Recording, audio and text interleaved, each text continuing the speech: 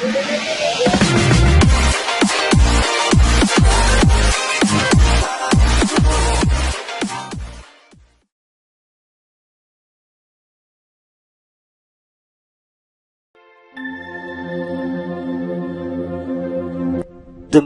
کا حکمران تاج الملوک اپنے قصر میں کاتب کو عمال کے نام احکام لکھوا رہا تھا کہ قصر کا حاجب اندر آیا اور تاج الملوک بوری کو مخاطب کرتے ہوئے اس نے کہا، سیدی، آپ کے برادر صغیر کسی انتہائی اہم اور ضروری کام کے لیے آپ سے ملاقات کرنا چاہتے ہیں۔ بوری نے چونک کر کہا، اسے اندر بھیج دو۔ حاجب چلا گیا۔ بوری نے کاتب کو احکام لکھوانا بند کر دیے۔ تھوڑی دیر بعد قصر کے اس کمرے میں تاج الملوک بوری کا چھوٹا بھائی شمس الملوک اسماعیل داخل ہوا۔ وہ نہایت سنجیدہ اور افسردہ تھا۔ بوری نے بڑی شفقت سے کہا، اسماعیل، تم اس قدر عجلت میں مجھ سے کیا چاہتے ہو؟ اسماعیل نے کسی قدر خفگی کا اظہار کرتے ہوئے کہا،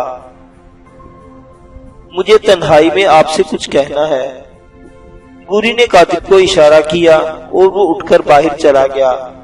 بوری نے پھر پوچھا، اب کہو۔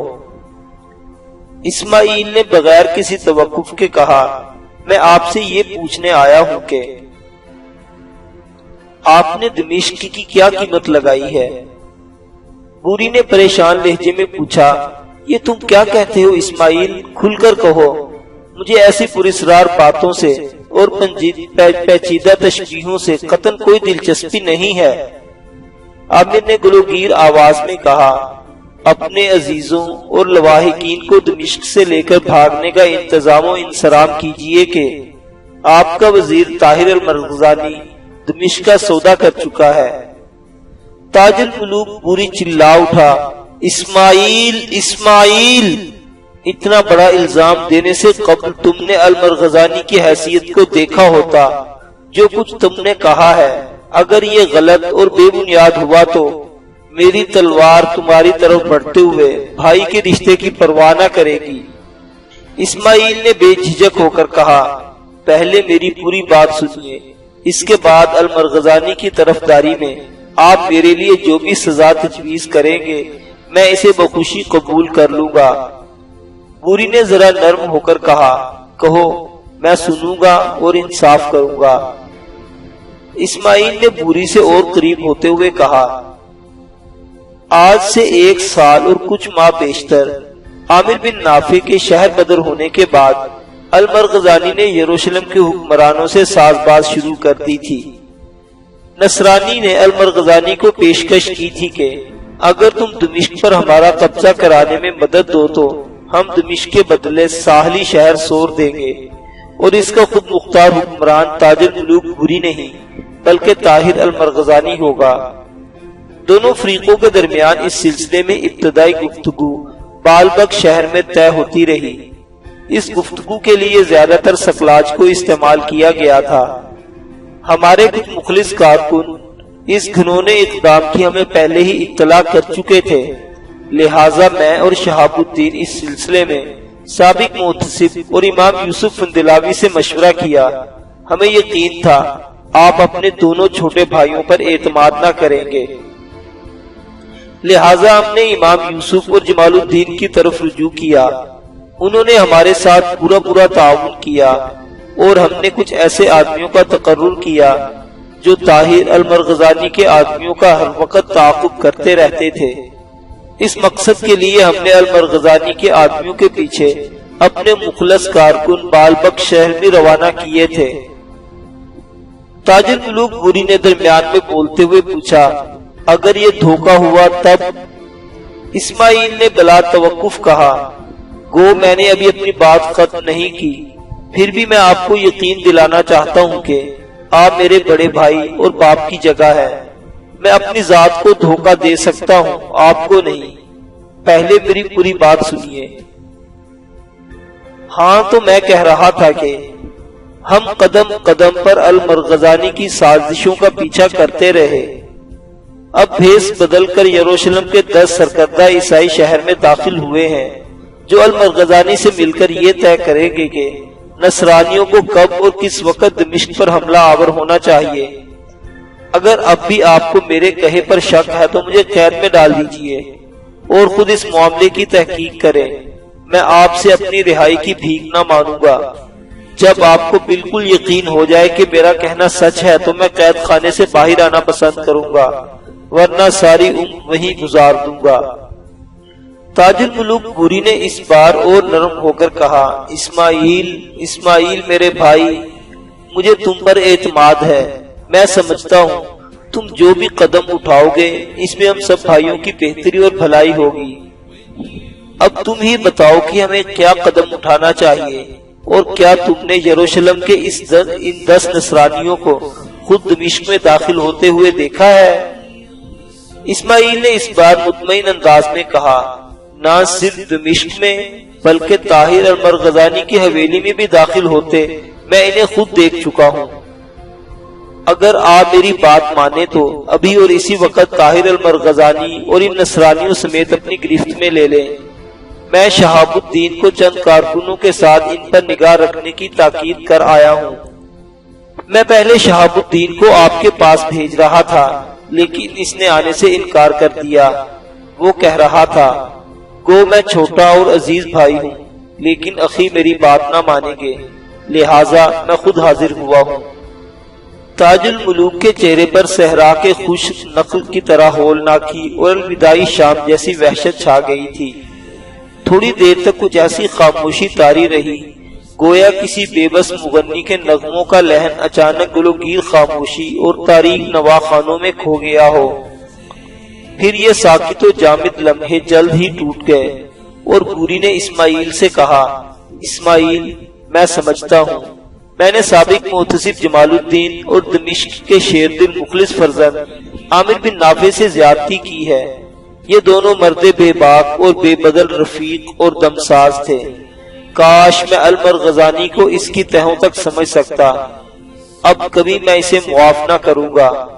میرا رب جو قادر و مدبر ہے اور خطا بخش و خطا پوش ہے، میری مدد اور رہنمائی کرے گا۔ اسماعیل، تم ابھی اور اسی وقت یہاں سے روانہ ہو جاؤ۔ سب سے پہلے جمال الدین اور امام یوسف فندلاوی کو میرے پاس بھیج دو۔ اس کے بعد تم سیدھے مستقر جاؤ اور اپنے لشکر کے ہراول دستوں کو شہر کے تمام اسماعیلیوں کے گھروں پر متعین کر دو اور انہیں تاکید کر دو کہ حکم ملتے ہی شہر کے اندر جتنے بھی اسماعیلی ہیں انہیں تحت تیغ کر دیا جائے۔ تم خود المرغزانی کی حویلی سے باہر میرا انتظار کرو۔ اسماعیل فوراً باہر نکل گیا۔ تاج الملوک چند لمحوں تک اس کی گھوڑے کی ٹاپوں کی آواز سنتا رہا۔ پھر اس نے کاتب کو اندر بلایا، اس سے ایک فرمان لکھوایا جس کے تحت طاہر المرغزانی کی جگہ جمال الدین کو شہر کا محتسب مقرر کیا تھا۔ پھر اس نے کاتب سے کہا فوراً شہر میں اس حکم نامے کی منادی کرا دی جائے۔ کاتب شاید معاملے کی نزاکت اور نوعیت کو بھانپ گیا تھا، لہذا وہ فوراً باہر نکل گیا۔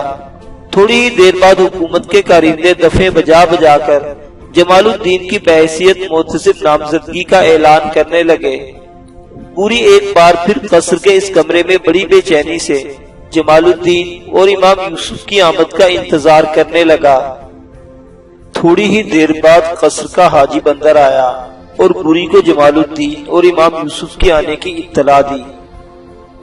بوری نے پریشان حالی میں جب حاجب کو جھڑکتے ہوئے کہا، تم نے ان دونوں کو باہر کیوں روک دیا؟ کیا تم اندھے ہو گئے ہو؟ تم ان دونوں کو نہیں پہچانتے؟ انہیں فی الفور اندر بھیج دو۔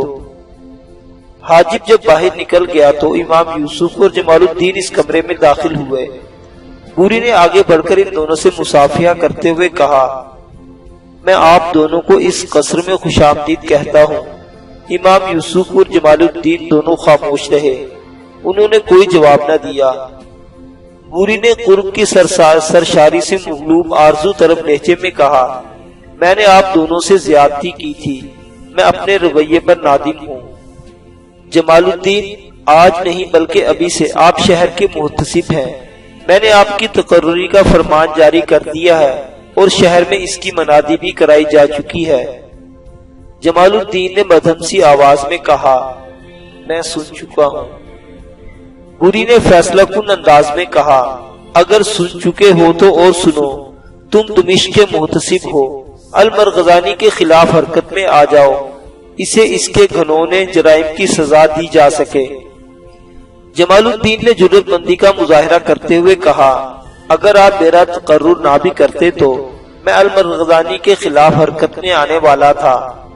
میں آپ کے ہاتھوں اپنی گردن تو کٹوا سکتا ہوں، لیکن دمشق کے اس شہر کا سودا ہوتے نہیں دیکھ سکتا، جہاں ہمارے اجداد کی سطوت اور سربلندی کے ایوان ایستادہ ہیں۔ بوری نے کہا، چلو میں بھی تمہارے ساتھ چلتا ہوں۔ تینوں ایک ساتھ قصر سے باہر نکلے۔ وہاں جمال الدین کے کچھ مسلح سوار کھڑے تھے۔ بوری وہاں کھڑا ہو کر انتظار کرنے لگا۔ کچھ دیر میں اس کا محافظ دستہ بھی تیار ہو کر قصر سے باہر آ گیا۔ ان کے ساتھ بوری کی سواری بھی تھی۔ بوری فوراً اپنے گھوڑے پر سوار ہو گیا اور یوں وہ تینوں محافظ دستے اور جمال الدین کے مسلح سواروں کے ساتھ المرغزانی کی حویلی کی طرف روانہ ہو گئے۔ جب وہ وہاں پہنچے تو انہوں نے دیکھا بوری کے دونوں چھوٹے بھائی اسماعیل اور شہاب الدین وہاں کھڑے تھے اور وہ مسلح جوان المرغزانی کی حویلی کا محاصرہ کر چکے تھے۔ بوری نے جمال الدین کی طرف دیکھتے ہوئے کہا، جمال الدین، المرغزانی کو اس کے نصرانی ساتھیوں سمیت باہر لاؤ۔ جمال الدین نے اپنے مسلح ساتھیوں کے ساتھ حویلی میں داخل ہوا۔ حویلی کے اندرونی سب دروازے بند تھے۔ جمال الدین نے ایک دروازے پر دستک دی۔ تھوڑی ہی دیر بعد طاہر المرغزانی نے دروازہ کھولا اور جمال الدین کو وہاں دیکھتے ہی اس نے آگ بگولا اور غضبناک ہو کر پوچھا، تم اس وقت یہاں کس غرض سے آئے ہو؟ جمال الدین نے نرم لہجے میں کہا، ان 10 نصرانی حواریوں کے ساتھ باہر آ جاؤ جن سے تم دمشق کا سودا طے کر رہے ہو۔ یاد رکھو، سور کوئی ایسا اہم شہر نہیں کہ ہم اسے دمشق کے بدلے قبول کر لیں۔ المرغزانی نے جنگلی اور وحشی ریچھ کی طرح غصے اور غضب کا اظہار کرتے ہوئے کہا، تم جانتے ہو تم کس سے مخاطب ہو؟ جمال الدین اس بار اپنا ہاتھ تلوار کے دستے پر لے گیا اور آگ کی مانند بھڑکتے ہوئے کہا، میں شہر کا محتسب جمال الدین ہوں اور قوم کے ایک غدار سے مخاطب ہوں۔ المرغزانی نے چلاتے ہوئے کہا، تمہیں کب اور کس نے محتسب مقرر کیا ہے؟ جمال الدین نے طنز کرتے ہوئے کہا، تم دمشق کے کیسے بے خبر وزیر ہو کہ تمہیں علم نہیں کہ میں اس وقت شہر کا محتسب ہوں۔ اپنے حواس کو درست کرو اور سنو، شہر میں میرے محتسب ہونے کی منادی تک ہو چکی ہے۔ میرا وقت ضائع نہ کرو اور اپنے 10 نصرانی ساتھیوں کو باہر بلاؤ۔ یاد رکھو، اگر تم نے کوئی غلط حرکت کی تو بلا تعامل میں تمہارا سر کاٹ دوں گا۔ ذرا باہر نکل کر دیکھو، دمشق کا حکمران بوری اور تاج الملوک اپنے دونوں چھوٹے بھائیوں اور امام یوسف ہندلاوی کے ساتھ باہر کھڑا ہے اور مسلح سپاہی تمہاری حویلی کا گھیراؤ کر چکے ہیں۔ اب تمہیں اگر امید ہے کہ تم بھاگ سکتے ہو تو بھاگ کر دیکھو، لیکن یاد رکھو، اگر تم نے باہر آنے میں دیر کی تو میں اپنے مسلح جوانوں کو حویلی میں گھس جانے کا حکم دے دوں گا اور یوں تمہارے حرم کی بے حرمتی ہوگی۔ طاہر المرغزانی نے بھناتے ہوئے کہا، کیا تمہیں خبر ہے کہ مجھ پر ہاتھ ڈالنے سے دمشق میں ہزاروں اسماعیلی بھڑک اٹھیں گے اور شہر خانہ جنگی کا شکار ہو جائے گا؟ جمال الدین نے ایک عزم کے ساتھ کہا، میں شہر کا محتسب ہوں اور شہر کی حالت تم سے بہتر جانتا ہوں۔ یاد رکھو، تمہارے ساتھ شہر کے تمام اسماعیلیوں اور کرامتیوں کا ایسا حال ہوگا جو اس سے پہلے چشم کائنات نے نہ دیکھا ہوگا۔ اب تم اندر نہیں جا سکتے، یہیں کھڑے کھڑے نصرانیوں کو آواز دو کہ وہ باہر آ جائیں۔ اس کے ساتھ ہی جمال الدین نے تلوار کھینچ لی اور غضبناک ہو کر کہا، جو کچھ میں نے کہا ہے اگر اس پر عمل نہ ہوگا تو میں یہیں کھڑے کھڑے تمہاری گردن کاٹ دوں گا۔ المرغزانی نے آواز دے کر نصرانیوں کو باہر بلا لیا۔ وہ واقعی تعداد میں 10 تھے اور مسلمان صوفیوں جیسے لباس پہنے ہوئے تھے۔ انہوں نے المرغزانی سے کچھ پوچھنا چاہا، لیکن وہاں مسلح جوانوں کو دیکھ کر وہ خاموش رہے۔ جمال الدین نے حویلی سے باہر اشارہ کرتے ہوئے کہا، ادھر چلو جہاں تاج الملوک اور امام یوسف ہندلاوی تمہارا انتظار کر رہے ہیں۔ المرغزانی نصرانیوں کے ساتھ چپ چاپ اس طرف ہو لیا۔ جب وہ لوگ باہر آ کر بوری اور امام یوسف کے سامنے کھڑے ہوئے تو بوری نے نصرانیوں کو مخاطب کرتے ہوئے پوچھا، تم کون ہو اور کس غرض سے دمشق میں داخل ہوئے ہو؟ یاد رکھو ہمیں کل احوال کا علم ہے، اگر تم میں سے کسی نے جھوٹ بولا تو میں یہیں کھڑے کھڑے اس کی گردن کاٹ دی جاؤں گا۔ کیا یہ سچ ہے کہ تم سب نصرانی ہو اور المرغزانی سے مل کر دمشق کا سودا کرنے آئے ہو؟ ایک نصرانی نے گھبراہٹ اور بوکھلاہٹ میں پوچھ لیا، اگر ہم سچ کہہ دیں تو کیا ہمیں معاف کر دیا جائے گا؟ بوری نے تحکمانہ لہجے میں کہا، یہ ایک ثانوی فیصلہ ہے جس کا فیصلہ بعد میں ہوگا، پہلے میں نے جو پوچھا ہے اس بات کا جواب دو۔ بصورت دیگر میں یہاں کھڑے کھڑے تم سب کو قتل کرنے کا حکم صادر کر سکتا ہوں۔ یاد رکھو میں دمشق کا حکمران تاج الملوک بوری ہوں اور اس وقت تمہیں قتل کرنے میں میرے لیے کوئی امر مانے نہیں ہو سکتا۔ اس نصرانی نے کپکپاتی ہوئی آواز میں کہہ دیا، اے بادشاہ تیرا اندازہ درست ہے، ہم یروشلم کے نصرانی ہیں اور طاہر المرغزانی سے دمشق کا سودا کرنے آئے تھے۔ طاہر المرغزانی کی گردن جھک گئی جبکہ بوری کے چہرے پر درندگی کا مظاہرہ تھا۔ بوری نے پہلے اپنے بھائی اسماعیل کی طرف دیکھتے ہوئے کہا، اسماعیل شہر میں جس قدر اسماعیلی ہیں ان کے قتل کا حکم دے دو۔ اسماعیل فوراً اپنے گھوڑے پر سوار ہوا اور چلا گیا۔ پھر بوری نے طاہر المرغزانی کی طرف دیکھتے ہوئے کہا، اے قوم کے غدار، تو ہمیشہ مجھ سے اچھے قول و اقرار کی شمع روشن کر کے بظاہر امن کا بربط بجاتا رہا اور مجھے خوب و ناخوب کی پہچان سے محروم رکھا۔ کاش مجھے علم ہوتا کہ تیری نیت میں فتور ہے، فساد ہے۔ حالات نے اب خود تمہیں تاریخ کی عدالت میں لا کھڑا کیا ہے۔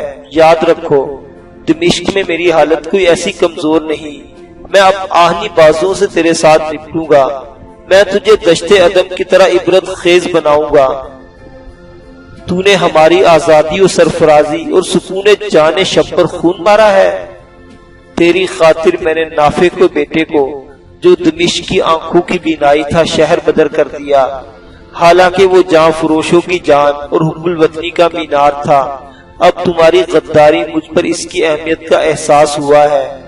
آج میں تیری روح اور جسم کے درمیان خط امتیاز کھینچ دوں گا۔ تاج الملوک بوری رکا، پھر اس نے امام یوسف فندلاوی کی طرف دیکھتے ہوئے کہا، میرے بزرگ میں آپ کا بھی گناہ گار ہوں، کاش میں نے آپ کی ہدایات پر عمل کیا ہوتا۔ آج میں طاہر المرغزانی کا معاملہ آپ پر چھوڑتا ہوں، آپ اس کے سپاہی کردار اور گھنونے افعال سے بخوبی آگاہ ہیں،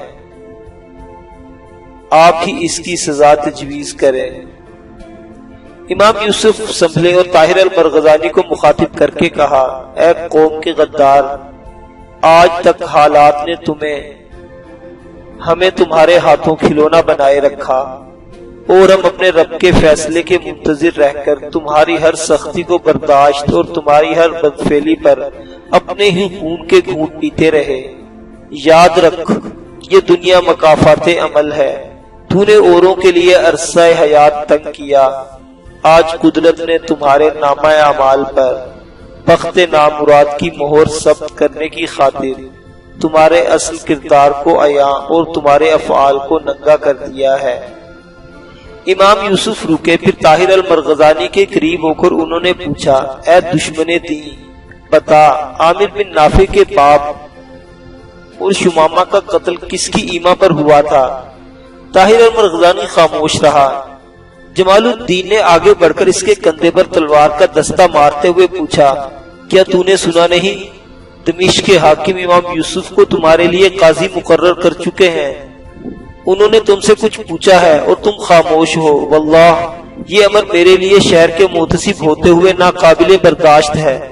امام یوسف کے سوالوں کا جواب دیتے رہو، ورنہ تم جانتے ہو جمال الدین مجرموں سے اصل حقائق اگلوانے کا ڈھنگ جانتا ہے۔ طاہر المرغزانی نے پہلی بار زبان کھولتے ہوئے کہا، میرے ایمان پر انہیں سقلاج نے قتل کیا تھا، لیکن بعد میں عامر بن نافع نے سقلاج کو مار دیا۔ امام یوسف نے پھر پوچھا، کیا یہ درست نہیں کہ تمہارے آدمی دمشق کے نواب میں ڈکیتی اور قطع طریق کرتے تھے اور عامر بن نافع ان کا راستہ روکنے کے علاوہ ان سے لوٹا ہوا مال چھین کر اصل مالکوں تک پہنچاتا تھا؟ طاہر المرغزانی نے گردن اور زیادہ جھکاتے ہوئے کہا، ہاں یہ بھی درست ہے، کاش مجھے کچھ اور وقت مل جاتا تو آج میں تم سب کے سامنے اس قدر بے بس اور مجبوری کی حالت میں نہ کھڑا ہوتا۔ امام یوسف ہندلاوی نے اس بار جمال الدین کی طرف دیکھتے ہوئے کہا، جمال الدین اس کی گردن کاٹ دو۔ جمال الدین نے بلند آواز میں کہا، اس رب کے نام سے شروع کرتا ہوں جس نے ایک غدار کو ہمارے سامنے بے بس اور مجبور کیا۔ اس کے ساتھ ہی جمال الدین نے اپنی تلوار بلند کی اور طاہر المرغزانی کی گردن کاٹ دی۔ اسی لمحہ تاج الملوک بوری نے اپنے محافظ دستے کے سالار کو اشارہ کیا، وہ چند جوانوں کے ساتھ آگے بڑھا اور ان 10 نصرانیوں کو جو گردنیں جھکائے مجرموں کی طرح کھڑے تھے کاٹ کر رکھ دیا۔ تاج الملوک نے امام یوسف اور جمال الدین کی طرف دیکھتے ہوئے کہا، آپ دونوں گواہ ہیں نا، میں نے ایک ملت فروش، مذہب دشمن اور قوم کے غدار کو معاف نہیں کیا۔ جمال الدین، عامر بن نافع کو عزت و احترام کے ساتھ دمشق واپس لاؤ۔ میں امام یوسف کو شہر کا قاضی، تمہیں اپنا وزیر اور عامر بن نافع کو شہر کا محتسب مقرر کرتا ہوں۔ جمال الدین نے گلوگیر آواز اور شام کی پنہائیوں جیسی اداس آواز میں کہا، حالات نافع کے بیٹے کو یہاں سے بہت دور لے جا چکے ہیں، گو وہ یہاں سے اپنے قبیلے چلا گیا تھا، لیکن طاہر المرغزانی نے اسے وہاں بھی سکون سے نہ رہنے دیا اور اس کے شر سے تنگ آ کر وہ نصرانیوں کے قلعہ حارم کی سرحد پر مسلمانوں کی ایک بستی اسفیرہ چلا گیا ہے۔ تاہم اب حالات ایسے ہو گئے ہیں، کسی روز میں خود اسے لینے جاؤں گا۔ تاج الملوک بوری نے کہا، ہاں نافع کے بیٹے کو اب بہت جلد دمشق میں ہونا چاہیے، اب ہمیں اسماعیل کی طرف جانا چاہیے، میں دیکھنا چاہتا ہوں وہ اپنے کام میں کہاں تک پہنچا ہے۔ شام سے پہلے میں دمشق شہر کے اندر ایک بھی اسماعیلی دیکھنا پسند نہیں کرتا۔ سب اپنے اپنے گھوڑوں پر سوار ہوئے اور شہر کے اندرونی حصے کی طرف روانہ ہو گئے۔